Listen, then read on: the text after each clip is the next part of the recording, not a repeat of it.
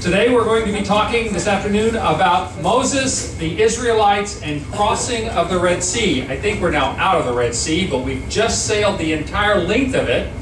In fact, here on the Star Legend, we sailed the two northern arms of it. From the southern tip of the Suez Canal, we sailed the Gulf of Suez. Then we sailed up the right-hand arm, or the eastern arm, which is the Gulf of Aqaba.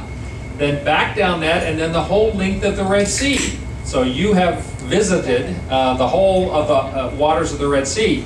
Of course, one of the great stories in religious history, or I mean, if you went to Sunday school, I'm sure you heard the story of Moses and the Israelites crossing the Red Sea as they fled from the Pharaoh coming out of Egypt. But is it just a story? Or perhaps is there something more to it than that? So we want to talk about that today. Tomorrow, I will be talking about Lawrence of Arabia, the Bedouins, and British victory in World War I. I think you might find that interesting, and it will give you some insights into why a lot of the concerns and problems. I think you'll be surprised by some of the history, a lot of the history, and understand a little bit more about why there are so many conflicts in this area because of that talk. And then in the afternoon, we'll talk about history and culture of Oman, where I'll talk more about Sultan Qaboos that I mentioned the other day. Very cool guy. And then we will visit the next day Salalah. When we get back on board the boat, we've got 2 more days at sea, and I will talk about Alexander the Great and Hellenism. Hellenism, remember, means Greekified. You know, Hellas was the ancient name for Greece. This is how did Greek culture become so predominant? And if you wonder, was it really predominant? Why was the New Testament written by Jewish people, with the exception of the Gospel of Luke? Why was it written in Greek? We'll talk about that. And then the Crusades. Then finally, history, culture, and conflict in the Middle East will be the last talk before we arrive at Kasab, Oman. Is Joanna around? Our screen is high again, I think. So it's fine. Well, if she shows up, I'll ask to lower it a little bit. There's more stuff down here. All right, this slide, I'll keep putting it up. Any of the talks that you've missed, any way you want to go back and review, people have asked me about getting copies of certain slides. I don't really have the opportunity to do that on a specific basis, but if you go to this website, not only are the videos of the talks on there, but also all of the PowerPoints. In some cases, we also have PDFs copies in there if you don't have PowerPoint. You can pull them up, you can manipulate them, you can use the charts if you wish. Show them to your bridge club, copy any of the charts or lists or anything like that you want. Feel free to use those things, okay? So that's available to you at litchapala.org. And please contact me if you have any trouble with anything. All right, the importance of the Exodus to the Jewish people. In fact, I should say the importance of the Exodus to all of the monotheistic religions of the world. More than half of the people in the world follow one of the 3 great monotheistic religions, Judaism, Christianity, and Islam.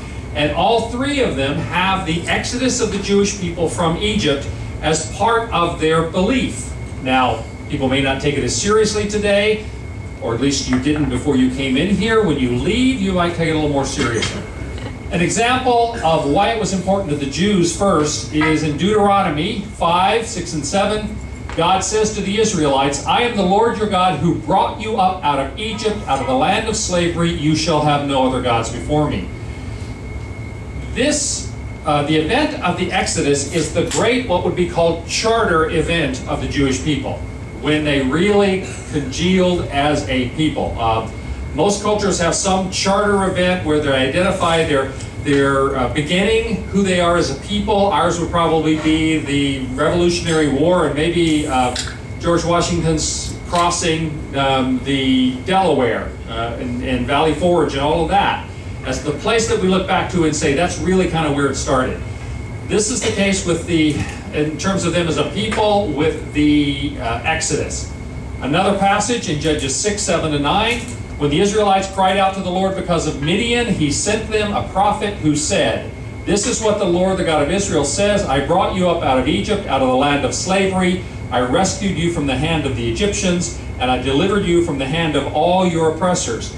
Consistently throughout the Old Testament, after the story of the Exodus from Egypt, the Hebrew Bible says the reason that you should worship the Lord your God, how he has proven to you that he is your God is the Exodus. The power that he exhibited in that. And in fact, there's a very important kind of underlying point here. I mentioned before that most primitive religions are based upon perception, whereas the monotheistic religions are based upon revelation, that God has communicated something directly. Well, another way to think about that is that most of the primitive religions, and primitive is not a derogatory term, what I mean by that is less developed, pre-monotheism, they perceived God's acts in nature as being the focal point of their religion. Particularly because the Exodus, the monotheistic religions are based upon God's actions in history. There's a difference, God's actions. The gods, not God, the God's actions in nature are the foundation for the pre-monotheistic religions. God's actions in history, because it's God revealing himself in history, are the basis of the monotheistic religions. And this reflects that the Exodus event is fundamental to the understanding of who God is and the nature of his relationship with the Jewish people.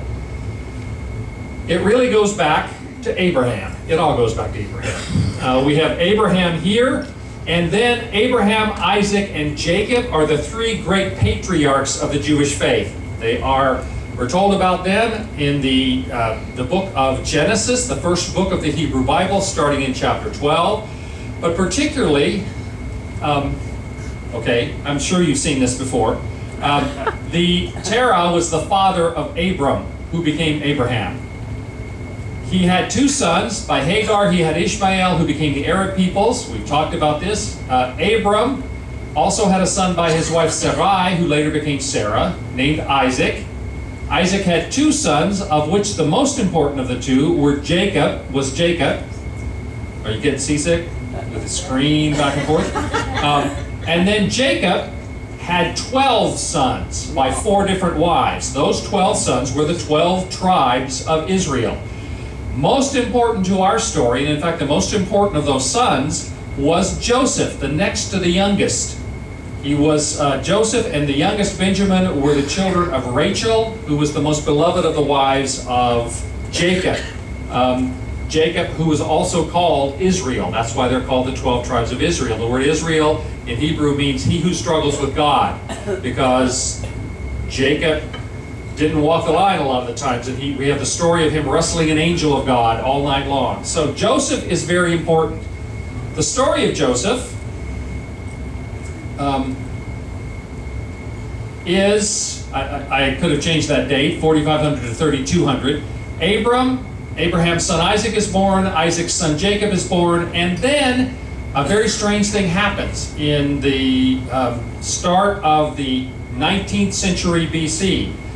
Joseph, the next to the youngest son, had a big mouth, and he thought well of himself, at least early on. And he used to have dreams, and he would boast to his brothers how much he was going to be superior. He would say, I had a dream where there were 12 sheaves of wheat, and 11 of them bowed down to the 12th one, and I'm the 12th one. So you guys will bow down to me. And various other stories. He was a favorite of his father because he was the oldest son of the favorite wife, Rachel. And so, being brothers, they sold him into slavery. I have a brother like that. And so he was sold into slavery, carried off into Egypt. They just wanted to get rid of him. And carried off into Egypt, and he is a slave in Egypt. He is serving a guy who, his wife takes a liking to this young Joseph, this young strapping Hebrew young man. She makes a pass at him, he resists her, so she accuses him of trying to rape her. He gets thrown into prison. In prison, it turns out, he proves that he can interpret dreams and visions. Later on, there are a whole series of things, I can't tell you all the stories. The Pharaoh has had a very troubling dream, and that dream is that there were 7 fat cows that came up out of the Nile River. And then later 7 starving, skinny cows come up out of the river, and they eat the 7 healthy cows. And Pharaoh is troubled, he can't sleep, he's worried about this, and then one of his chamberlains, one of the guys serving him, remembers this guy that he had been in prison with for a while who interpreted dreams. So they call on Joseph, he interprets the dream and says that there will be 7 years of great crops and real plenty and fertility in Egypt, but they will be followed by 7 years of famine and of desperate times. And Joseph said, so you better get ready. You got 7 years to really store things up, and then it's going to be 7 bad years. Well, the Pharaoh is so impressed, he appoints Joseph as being sort of the chief operating officer of all of Egypt. He says, you're a smart young guy, and I believe that you're right. So why don't you take charge of gathering up all of the food crops and everything for the next 7 years? And it turns out to be true. So Joseph collects all of the food crops, puts them in storage. When the lean years get there, Egypt is the only country in the whole region, a whole Middle East, that has any food. In fact, people are going there to buy food and Joseph is recognized and honored by the Pharaoh. Like I say, he's sort of the chief operating officer. He has power over everything just under Pharaoh. All right. One of the things that happens then is up in Israel, that's one of the countries where the famine hit so hard. Jacob, who is still mourning the loss of his son because he was told his son Joseph died, he sends his other sons down to Egypt to buy food. They go down to Egypt and they don't recognize Joseph. They go into his presence and ask to buy food. Joseph says, go back and get your father, bring him back, go back and get he recognizes his full brother. Benjamin is not there, and he says, where's your full brother? Where's your other brother? And he says, well, he's back with our dad. He says, go back and get your father and your youngest son, brother, bring him back. They appear, and this is an image of Joseph both as the chief operating officer, as I call him, in Egypt, and then this is an image of them throwing him into a dry well before they sold him into captivity. And then later, his brothers come to buy food, and Joseph finally says, you don't recognize me, but I'm your brother Joseph. They're scared to death. From that point on, they're afraid, wow, what is he going to do to us? He's one of the most powerful men in the world now. But he recognizes them, he loves them, he welcomes them, he gives them the food they need. Jacob and his whole entourage, his whole posse, all of the people that were part of his family, come down and live in Egypt. Because Joseph is so powerful, he gives them prime property in the land of Goshen, and they live in Egypt. So, they all settle in Egypt, all of Jacob's family. Joseph is in charge, everything is good. Later on, when Joseph dies, he says, when you eventually go back to Israel, take my bones with you, when you go back to the promised land. Sometime after Joseph's death, a new Pharaoh comes along. And in the Hebrew Bible, it says, there arose a Pharaoh who did not know Joseph. And it says that Pharaoh was scared that these slaves, or at this point they weren't slaves, but this group of people who were not Egyptians, they were so productive, they were having so many kids, they were growing so large, he was afraid they would take over. And it especially says that he was afraid they would join with the enemies of Egypt. Well, interestingly, it lines up that this is about the time of the invasion of the Hyksos, which were people from Canaan, the area of the Promised Land. And some people have suggested that maybe the Hebrew people were the Hyksos. Some have said that maybe the Hyksos were enemies of Egypt. They later got driven out, but they were afraid that the Hebrew people who were from the same region and Semitic, which the Hyksos were, might join with them. Either way, the Pharaoh puts the Jewish people into slavery and puts them to work, building various construction sites and storage cities and things of that sort. In 1526, Moses, circa 1526, Moses is born. At this point, because the Pharaoh was so concerned that these Hebrew people were going to get so big, so many of them, he insists that all of the males that are born after a certain point should be drowned so that they stop the reproduction. And they are drowning all of the male Hebrew children in the Nile River.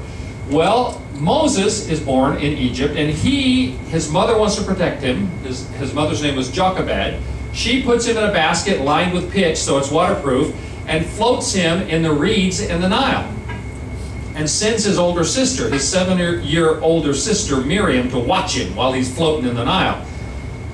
Pharaoh's daughter, and some people think this daughter might have been Hatshepsut. Remember where you went? That it might have actually been her when she was young and a princess. They find the baby. Who doesn't love a baby? You know, this baby floating in a basket. She decides to take him home. She names him Moses, and he is raised as a prince in the house of Pharaoh. He's adopted as a son of Pharaoh. Now, the word Moses, there's two different interpretations. A lot of people think it would say, well, it's a Hebrew word which means to draw out, because he was drawn out of the water. Much more likely, it is almost a play on words, because remember our guy Rames? Mes means to be born of, to be a son of. And so Moses probably means son. So the way that it reads, it's a play on words, because it said, you know, I took him to be my son and I named him Son. Very creative. So he becomes powerful in Egypt. During this time, and he recognizes that he's a Hebrew. He knows this. This isn't a surprise to him. The Hebrew people are put into slavery, and an event happens where a taskmaster, a slave driver of the Egyptians, kills or is fighting with a Hebrew worker. Moses, knowing that he is Hebrew, he steps in to defend his blood brother, the person that's part of his people, and he ends up killing the Egyptian. The next day, a bunch of guys are arguing. He tells them, stop arguing. They say, well, what are you going to do? You're going to kill us like you did the Egyptian? And he realizes that it's no secret, and he runs for it. He goes off into the land of Midian, flees to Midian, which historically is understood to be Saudi Arabia, what we call Saudi Arabia. Then, after 40 years in Arabia, in Midian at least, he is carrying, he's met a young woman at a well. Men and women meet in places like water coolers and wells. So they get married, and his father Jethro, who's a priest of Midian, he's taking care of his flocks. And he's out one day taking care of the flocks in a remote area, and he sees a burning bush. How many of you went to St. Catherine's Monastery? You saw the burning bush, right? The traditional burning bush. It's burning, but it's not consumed. Moses walks over toward it to find out what's going on, and he hears the voice of God saying, take off your shoes, this is a holy place. And then he says, I got a job for you to do. Now Moses was tending the flock of Jethro, his father-in-law, the priest of Midian, and he led the flock to the far side of the wilderness and came to Horeb, the mountain of God. There the angel of the Lord appeared to him in the flames of a fire from within a bush. Moses saw that though the bush was on fire, it did not burn up. So Moses thought, I will go over and see this strange sight, why the bush does not burn up. When the Lord saw that he had gone over to look, God called to him from within the bush, Moses, Moses. And Moses said, here I am. Do not come any closer, God said. Take off your sandals, for the place where you are standing is holy ground. Then he said, I am the God of your father, the God of Abraham, the God of Isaac, and the God of Jacob. At this, Moses hid his face because he was afraid to look. Okay. That's why I wanted the screen further down. Then the Lord says to Moses, I have indeed seen the misery of my people in Egypt. I have heard them crying out because of their slave drivers, and I am concerned about their suffering. So I have come down to rescue them from the hand of the Egyptians and to bring them up out of that land into a good and spacious land. And now the cry of the Israelites has reached me, and I have seen the way the Egyptians are oppressing them. So now go. I am sending you to Pharaoh to bring my people out, the Israelites, out of Egypt.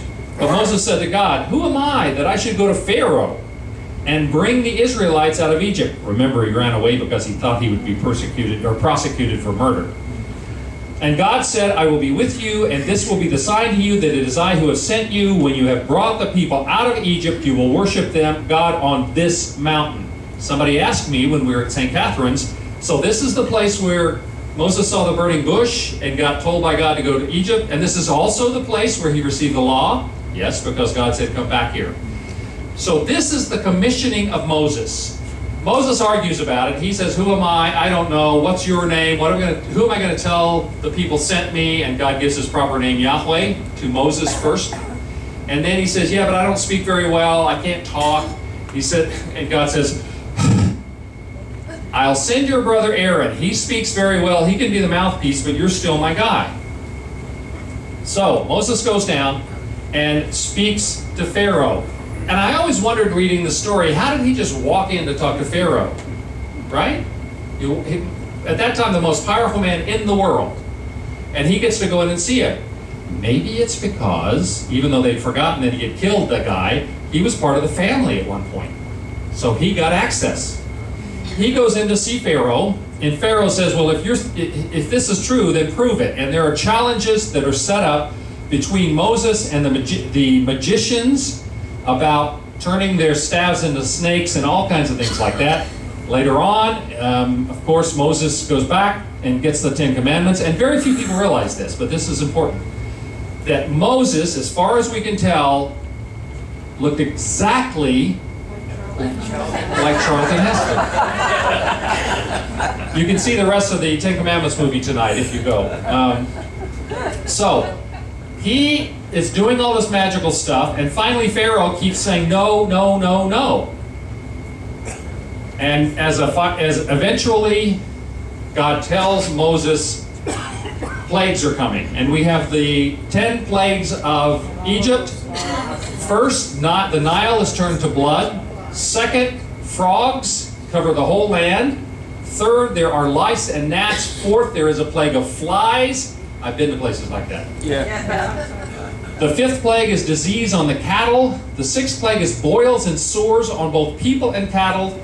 The seventh plague is hail that destroys the crop and cattle. The eighth plague, locusts. The ninth plague, darkness. And finally, and worst of all, the death of the firstborn of all people and animals. The favored son of Pharaoh dies in the night. Now this is the event of Passover, because God said, death is going to come, and it will take the firstborn of every person, every family, every animal, so that you don't suffer this. Sacrifice a lamb and take the blood from that lamb and put it on your doorposts and your lintel in your houses, and that way the angel of death, or death itself, will pass over you and not claim your firstborn. That's where we get Passover. This is the great celebration today of Pesach in the Hebrew calendar, one of the most important of the Hebrew festivals that celebrates this event. Well, finally Pharaoh says, he's mourning for his son, and he says, get out of here, go. And so here we have again a photograph of Moses leading the Israelites out of Egypt. They exit, and they're going out into the wilderness, headed to the land of their forefathers, Canaan. I'm not going to read all of that. Basically, it says Pharaoh decided. You can note the passage, and you can read it yourself. Pharaoh decided, what did I just do? I just sent all of our workers away. And he changes his mind, and he decides to go after them. And so he starts chasing them, and they realize that he's coming after them. They're terrified, you see, and they cried out to the Lord. And they blame Moses. They do this all the time. They blame Moses. You know, something goes wrong, blame the guy in charge. So it says, they said to Moses, was it because there were no graves in Egypt that you brought us to the desert to die? What have you done to us by bringing us out of Egypt? Didn't we say to you in Egypt, and they didn't, by the way, didn't we say to you in Egypt, leave us alone, let us serve the Egyptians? We're happy being slaves. They never said that. It would have been better for us to serve the Egyptians than to die in the desert. They're being chased by one of the most powerful armies, perhaps the most powerful army in the world at that point. This is what was happening to them. How many of you went to Luxor and saw at the temple of Luxor, right outside the center, you know, that's the smaller of the two temples, this was on the wall. Remember it? This is an image of Ramses, one of the pharaohs, although I don't think Ramses was the pharaoh of Moses, but this is an idea, in his war chariot pulled by two horses, and this is what was chasing them. So you can understand that they were pretty scared about this. And they had no weapons. They had just come out of slavery. Then Moses stretched out his hand over the sea. Moses asked God, what should I do? And he said, trust me. He stretched out his hand over the sea, the Red Sea we're talking about, because they'd run as far as they could. They were stopped at the Red Sea. The army of Pharaoh was bearing down on them. And all that night the Lord drove the sea back with a strong east wind and turned it into dry land. The waters were divided, and the Israelites went through the sea on dry ground with a wall of water on their right and on their left. The Egyptians pursued them, and all Pharaoh's horses and chariots and horsemen followed them into the sea. It doesn't say Pharaoh did. One of our guys got that wrong. Pharaoh was killed, not according to the Hebrew Bible. During the last watch of the night, the Lord looked down from the pillar of fire and cloud at the Egyptian army and threw it into confusion. He made the wheels of their chariots come off so that they had difficulty driving, and the Egyptians said, "Let us get away from the Israelites. The Lord is fighting for them against Egypt." Then the Lord said to Moses, "Stretch out your hand over the sea so that the waters may flow back over the Egyptians and their chariots and horses." Moses stretched out his hand over the sea, and at daybreak the sea went back to its place. The Egyptians were fleeing toward it, and the Lord swept them into the sea. The water flowed back and covered the chariots and horsemen, the entire army of Pharaoh that had been following the Israelites into the sea. Not one of them lived. This is the story of the great redemption that God made possible for the Israelites. This has been a focus of so much art, so many versions of the story, but so much art, paintings of crossing the Red Sea. Here's a guy pulling stuff out of the Red Sea as they've crossed over, and the cloud above, which is God was traveling with them in the cloud. This one you might recognize from the Ten Commandments. You know, the seas are parted and they're crossing over. There are others. This is one of my favorites. You'll notice that this transport truck, it's Moses Transports. It says, "Caution, Joseph's bones." Because when they left, they took the bones of Joseph, one of the patriarchs, with them. Okay? And I love this. This is Gary Larson from The Far Side. It's Moses as a child. He's parting his milk. Right? So obviously this is a almost universally known story, and a lot has been done with it. So, where would they have gone? What was the path? How did they travel this thing? There are a lot of different ideas. In fact, the path of the Israelites, there are at least 15 different locations that purport to be Mount Sinai. We were at the traditional one when we went to St. Catherine's Monastery, but there are 15 different sites on 3 different continents that claim to be Mount Sinai. This is a traditional, probably one of the traditional views of what might have happened is they would have left the city of Ramses up here and traveled down. This is the Gulf of Suez here and the Gulf of Aqaba down here. They would have traveled down here through the wilderness of Sinai, being chased by, well, here is where they purport that they crossed either Lake Timsah, or the Great Bitter Lake, or the northern end of the Gulf of Suez, came down, wandering in the wilderness of Sin, and then down to Jebel Musa, the mountain of Moses, which is Mount Sinai, where they received the law, and then from there they traveled north, and then they wandered around for 40 years because of disobedience, because they didn't believe God that He would bring them into the land, the promised land, because it was full of walled cities and giant people. Some people say the reason that they wandered around for 40 years is they were being led by a man who wouldn't stop and ask directions. But I don't know that that's true. So this is kind of the traditional view. But there's always a question, if it talks about the crossing of the Red Sea, where did they cross the Red Sea? Again, this is one traditional view. It's basically the same as what we just looked at, and this is the, I don't know, wandering around for 40 years before they end up later on, after everyone had died except Joshua and Caleb, coming up to the Promised Land, Canaan. This suggests that they crossed the very northern tip of the Gulf of Suez. The Suez Canal runs right here. This is where the Suez Canal is.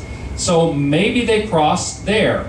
Some people, so the Gulf of Suez at the northern tip was one option. The Bitter Lakes, remember when we sat for like 6 hours waiting for the next convoy in that large body of water? That was the Great Bitter Lake. Maybe they crossed Lake Timsah. Some people even suggest that maybe they crossed up here on the north to Lake Bardaal. So we're not sure.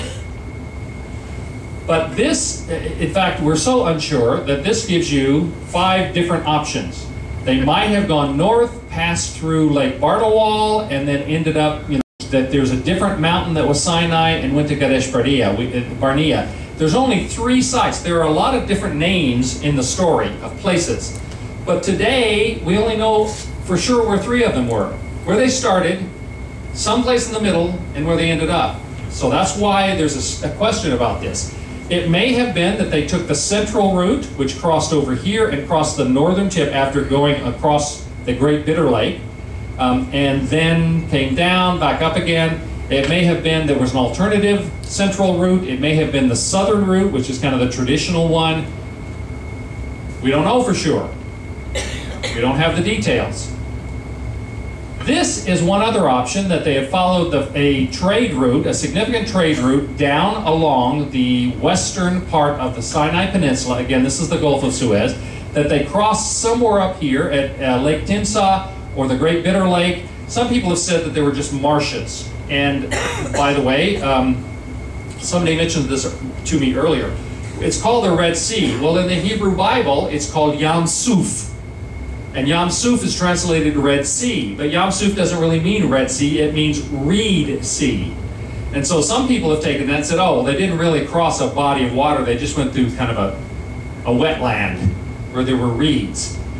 However, there's a problem with the story then, because how does a wetland create walls of water and then wash over a whole army and destroy them? That doesn't quite fit. And in fact, elsewhere in the book of 1 Kings in the Bible, it refers to the Gulf of Aqaba, that we traveled up there to the city of Aqaba. It calls the Gulf of Aqaba the Yam Suf. Clearly, that is part of the Red Sea. There are places where the Gulf of Aqaba and even the Gulf of Suez are over 1,800 meters deep. For those of you who don't know metric, that's almost 5,000 feet.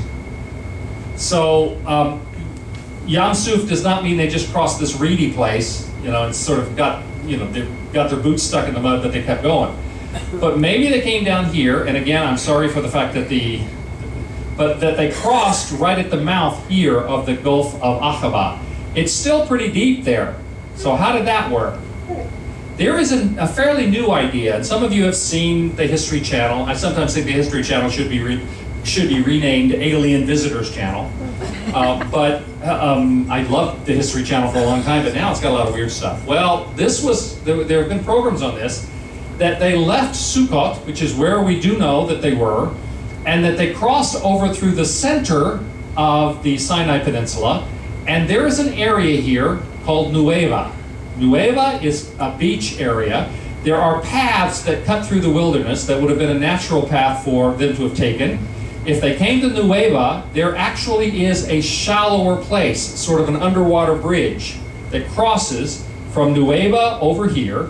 And while Jebel Musa, the mountain of Moses, is the Mount Sinai that we visited, there's a place over here called Jebel El-Lawz, the mountain of the law. And it looks like it has a scorched peak, which is part of the description of what we find in the Hebrew Bible, so that crossing the Red Sea would have meant crossing part of the Gulf of Aqaba. Sorry for all of the type, they don't understand that you can't put white type over light colors. But this does the same thing. From Nueva, they crossed over and then come down to Jebel El-Lawz, which some people believe is Mount Sinai. Now the interesting thing here is they have done underwater, they can't remove anything, it's illegal, but they've gone underwater and there's video of what appear to be chariot wheels, bones, various other pieces of stuff in the shallower part of the Gulf of Aqaba right here along Nueva, from Nueva over to the Saudi side. On the Nueva side, there's a beach there that the people could have gathered. If they were there, there's a pillar, a carved stone pillar that some people say, while it's worn, may have indicated they'd mounted this pillar as the place that they crossed from. Nobody can go over here and check this all out because that's Saudi Arabia. They don't let people come over there, especially not people who are looking to try to prove that the Hebrew Bible is correct.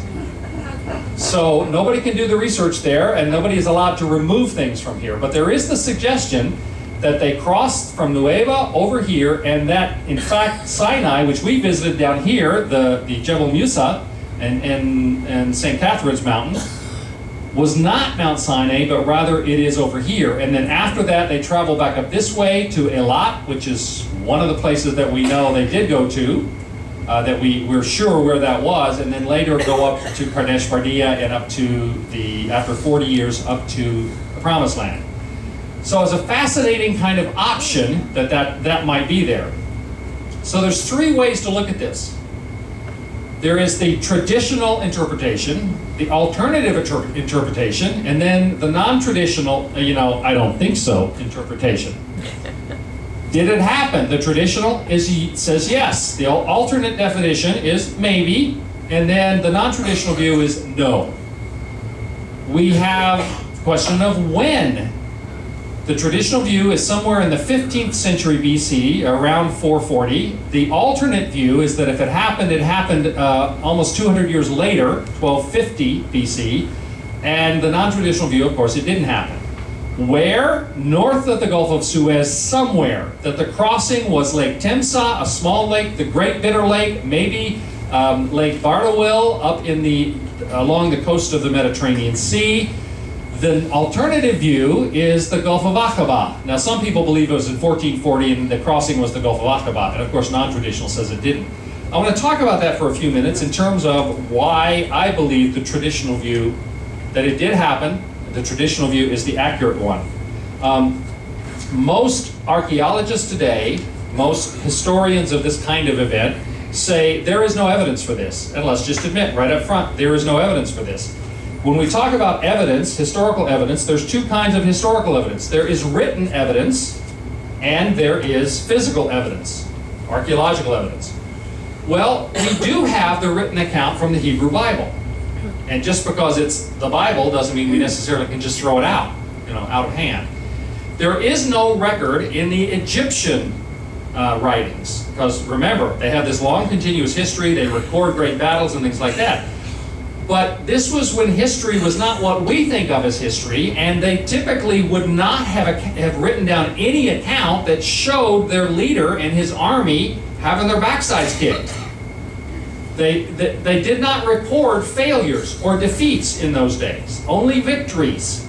Remember I told you that the Assyrian king, Ashurbanipal, when he's unsuccessful in conquering the city of Jerusalem, in his records, his royal records, he said, I defeated this king, and I killed that king, and I pinned the king of Jerusalem up in his city like a bird in a cage. He couldn't say, I didn't beat the guy, I didn't succeed in taking Jerusalem. He had to put spin on it. They never recorded things like that. History, the way we understand it as objective and chronologically oriented, etc., was not invented until the 5th century BC, which is almost 1,000 years after this.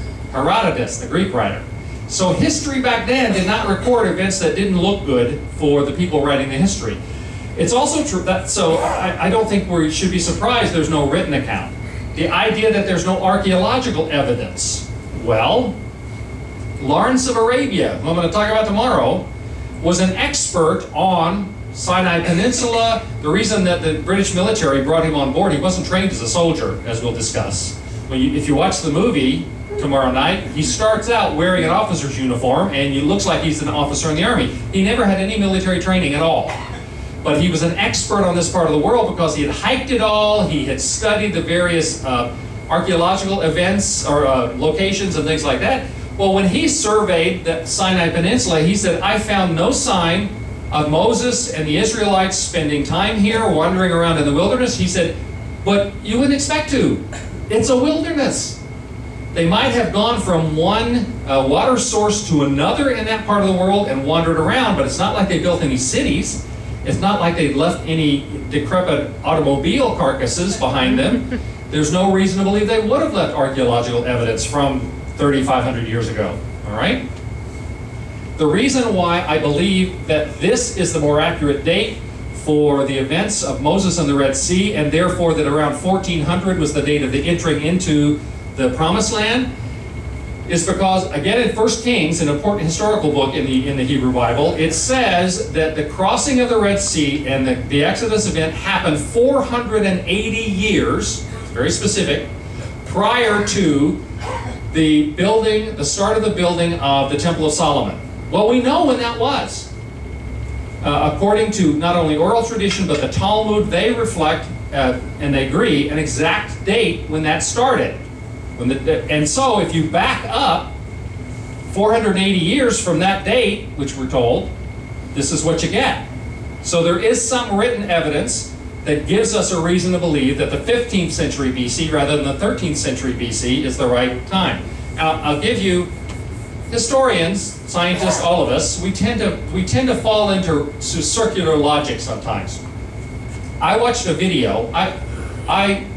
You know the Great Courses, the teaching company, the Great Courses. I've got like all of them. And one of the ones I had was the history of Israel. And the teacher, quite good, Jody Magnus was her name, she's an archaeologist. She said that entrance into the Promised Land by the Hebrew people could not have happened early. If it happened at all, it couldn't have happened earlier than the 1200s. And then she says that Jericho, for instance, if you remember the biblical story, that Jericho, Joshua and his guys walked around it, blowing horns for 7 days, and then finally blew their horns and the walls fell down, and they conquered the city that way. Well, the teacher on this course on Israel said, well, the Israelites couldn't have done this before 1250, and there were no walls around Jerusalem for at least 200 years prior to that. We have evidence that the walls of Jericho fell sometime around 200 years before the entrance of the Hebrews into the Promised Land, if it really happened at all, in around 1250. They didn't have walls for 200 years before that. Do you see the circular logic? I watched this and I went, wait a minute. You've assumed that it happened in 1250 because somebody suggested that, and then you just told me there's evidence that it might have happened at the traditional date, 1440. Does that make sense? Do you see where I'm saying that? We tend to get in circular logic. There also are a couple of other external evidences that I want to refer to. Just talk amongst yourselves. Let me find my notes here. This is two physical evidences. These are archaeological finds that we refer to. One of them is called the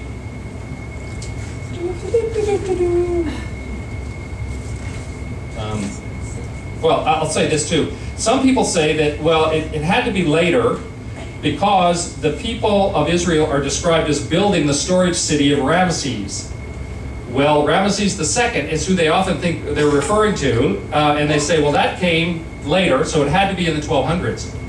Well, that's not necessarily true. Ramesses, other people had that name, and not only that, but it is very common for when you're referring to an ancient city or place or whatever, if it has a new name now, to use that name. How many times in these lectures, if you've been in them, have I said that this was Asia Minor, later called Anatolia, or modern-day Turkey? I might refer to it as Turkey, when in the fact the historical events I'm talking about, it wasn't called Turkey at all. It was called first Asia Minor, then Anatolia, and then Turkey. So they may be referring to Ramesses as the storage city that the Hebrew people built, because that was the name later. It was renamed, as they often rename things for pharaohs, when it was called something else before. That doesn't necessarily mean they had to be on that date. The two things I wanted to mention in terms of archaeological evidence, there's a thing called the Merneptah stele. Merneptah was the son of the Egyptian pharaoh Ramses II, so this is later. And on that stele, we have commemoration of victorious campaigns against Canaan, which is the Promised Land, and Syria around 1212 to 1209 BC. On the Merneptah stele, it says, it's the first historical reference we have to the nation of Israel. It's from the 1200s, and it says the nation of Israel was completely defeated. In fact, it says they were destroyed. Obviously, they weren't. They were still around later.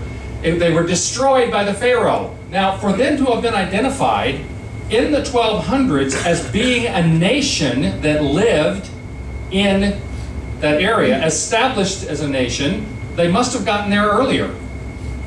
It had to have taken some time for them to be recognized as a nation that inhabited the area of Canaan so that the Pharaoh could defeat them and then write it on this stele, which means this is too late. This makes a lot more sense. Also, we have what are called the Amarna tablets.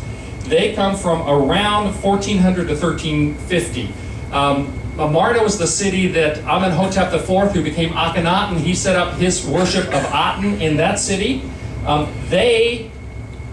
In Amarna, the Amarna tablets, they're clay tablets that were correspondence. And we have writings from the 1350 to 1400, which would have been the time that the Israelites, if they went into the Promised Land, they would have gone around 1400. And these letters from Egyptians who were living in Canaan, writing back down to the Pharaoh in Egypt, says, we are being attacked by this people that are invading called the Apiru.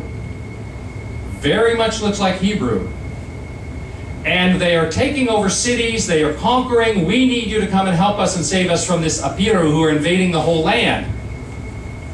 Well, the time is right, and the name is very similar in the ancient language to what it would have been Hebrew. It's not proof. Neither of those are proof.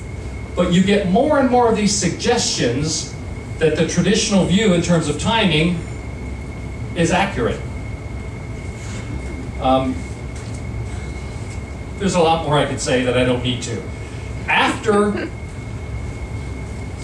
they get to Mount Sinai, wherever it was, we're told Moses went up to God and the Lord called to him from the mountain and said, this is what you are to say to the house of Jacob, what you are to tell the people of Israel. You yourselves have seen what I did to Egypt and how I carried you on eagle's wings and brought you to myself. Now if you obey me and fully keep my covenant, and then out of all nations you will be my treasured possession. Although the whole earth is mine, you will be for me a kingdom of priests and a holy nation. These are the words you are to speak to the Israelites. He gave the law to Moses for the Israelites. This is where the Jewish religion, the Hebrew faith, Judaism, began. Any questions about any of that? Yes? Under the traditional view, what are the numbers? Like, how many Israelites do we think there were that went with Moses, and then when he got the law? Right. Good question. The Hebrew Bible, the typical reading of it, is that there were 603,000 men, plus their wives and children and slaves and everything else. That would be, if they formed a column of 10 people wide, that would be 150 miles long. So people have questioned that. Some people believe that a lot of the Hebrew Bible, in the New Testament as well, they use numbers symbolically. Example would be Jesus, the Jews in Jesus' time believed that you should forgive someone 7 times. And so his friends, his followers said to Jesus, do we have to forgive people 7 times? And he said, you need to forgive them 70 times 7. He didn't literally mean 490 times. So numbers are used symbolically. Some people believe that the interpretation of that, there's another translation, that could be 600 families, like tribes or family groups, which would have been way less than 600,000 men and their family members. Some people have said that that reference is what's called a gematria. The Hebrew language, especially in the Hebrew Bible, all of the letters have numerical values. And so numbers and letters can be interchanged. If you take that reference that talks about 605,000 people, men, and you interpret it as a gematria, it reads the Hebrew people, every one of them. All right, so it's possible that that's the reason. I don't believe there were 600,000 men and all of their family members and everything else that came out. I think there's a different reading of that. But it still was a lot of folks. It was enough servants, slaves, that Pharaoh freaked out about it when he realized what he'd done, and they went after him. So it was a significant portion of people. And you'll remember the reason in Moses' childhood why he ended up floating around in a basket and being found by Pharaoh's daughter is because they were very productive. They had a lot of kids. Okay, and so we do know that they would have been a large population, but not. I don't believe it was 600,000. That's not feasible. Yes, here. Every story has 2 sides. Mm-hmm. My Egyptian, At least. Egyptian friend, their version is that all the Jews there were contract laborers. That's it. All right? And the reason why they left is because they couldn't accept the conditions until they decided to leave. And that's why Pharaoh let them go. That's That's the Egyptian version. Right. Comment on that. Yeah, if you heard that, his Egyptian friend has said that the Hebrew people were contract laborers. And they got frustrated with how much work they were being asked to do, and so they left in frustration, and Pharaoh let them go. Obviously, that's a different version of the story than the ancient one we have. Yeah, there are always different versions. And again, talk about history. I mean, the different versions are that human beings have a very strong motivation to try to present themselves and their people, their nation, whatever, in the best light. I mean, and that's why history until the 5th century BC was never written objectively. I find that very unlikely, given any other evidence that we would have, particularly from the Hebrew story. The idea, well, I don't see the evidence for that other than that somebody wants it to be the case. All right, I'm sure that your friend is not the only one who says that. Other questions? Yes? You know, we have the story of Gilgamesh, Mm-hmm. so we have other traditions of a flood. Right. Were there other traditional stories of a miraculous rescue through the water in ancient times? So we do have other creation stories. Obviously, there's the Genesis 1 creation story and he's referring to the Epic of Gilgamesh, which was the great Sumerian Mesopotamian creation story, for which there are some similarities. There are some fundamental differences too, but there's some similarities. And so do we have other sort of being saved through the water kinds of things? And I'll mention St. Paul in 1 Corinthians, his first letter to the Corinthian church. He says that the passing through the Red Sea is a precursor symbol to baptism for Christians. I'm not aware of any that really copy that very directly. I'm sure there are a lot of ancient, being saved kinds of stories, but in terms of being saved through this kind of event, this water, I'm not aware of that. Parting of the water. Yeah, I'm not aware of any. That doesn't mean there aren't any. I don't know all of those things. I've looked at some of the ancient documents, the ancient creation stories especially, and so I don't know. Other questions? Anyone? Yes. Not a question and comment. When I lived in Yemen, there was some speculation back in the 80s that maybe he crossed down that far south. That they crossed as far south as Yemen? Yes.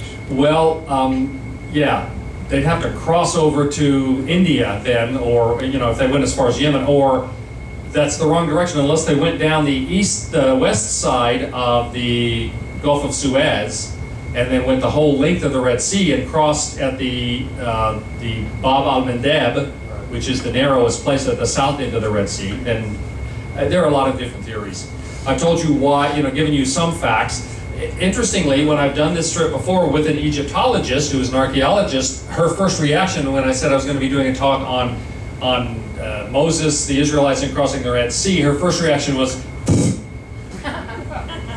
but when I told her the references to particular dates and 400 years before that, and mentioned the Merneptah stele and the Amarna tablets, and that there is some support for these kinds of ideas, not that, but then she was like, wow, I didn't realize that. So there's a lot that we don't know.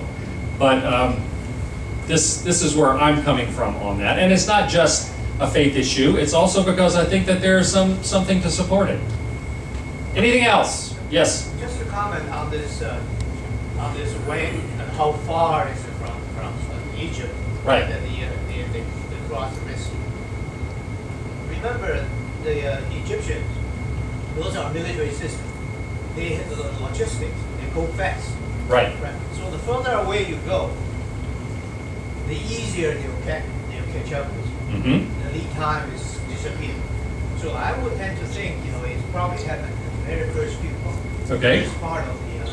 So he's saying that because the army, military efficiency, that they would have the ability to catch up pretty quick. Obviously, they had chariots. Not everybody rode a chariot, so they would have marching soldiers. But that might suggest it would have happened earlier. The real problem we have, and again, trying to reconcile the various pieces of it. What's really out of any logical kind of consideration, like 605,000 men and their families. I don't think that fits, but it has to be, according to the story, a large enough body of water that once it closed back up, it could swallow an army. That doesn't happen from a marsh, which is what some people have said. Yam Suf means Reed Sea, so it was just marshy. So you try to question it. There is, according to some people, some archaeological evidence under the water in the Gulf of Aqaba, and there is a high area. It's not very deep for sort of a mini land bridge kind of thing between Nueva and the Arabian side across from it. Those are all at least interesting and worthy of consideration. The point is, we don't know, and we probably won't know. Our old pastor, who's a brilliant guy, who's written multiple books and lectures in Europe all the time, he said whenever you hear something like that, or that John, this is the cave where John the Apostle wrote the book of Revelation, and here's where he laid his head, and all that you hear that and you go, one wonders. Meaning, we don't believe we can just discount it, but we also, it's not proven. And so we are people who study the stuff and also have faith. Yes? Are there not some scientific reasons why, or theories, parting of the sea? Scientific theories of the parting of the sea? Yeah. Well, that's sort of what I've suggested. Is there's some people who claim that there's physical evidence. There are some people have suggested, okay, if there had been a significant earthquake, a tremor, caused the water to come back, and then it would have returned. You may know that when tsunamis happen, what we used to call tidal waves, that the first thing that happens in a tsunami is all the water goes out. In fact, a lot of people in recent tsunamis in recent years, like beach resorts where after the Pacific tsunami, all the water went out, and so there's all these shells and everything, and all these people run out on the beach and they think this is great, and shortly after that, the water comes back in much greater quantity. Some people have said it may have been a tidal action, a tsunami somewhere. We don't know. We can surmise all sorts of things. It's interesting. The thing I don't believe is fair for us to do is to just discount it outright because it's in the Bible. Just like I would not discount something outright because it's in the Quran or that it's in some other ancient writing. I at least want to give it some credence. From my study, and I've spent a lot of time on this, I believe the Bible is a much more reliable historical text than most people give it credit for. Some of it's metaphorical, some of it's symbolic. But some of it I think we need to read as history. Thank you all very much. Tomorrow morning we'll talk about Lawrence of Arabia, the Bedouins, and victory in World War I.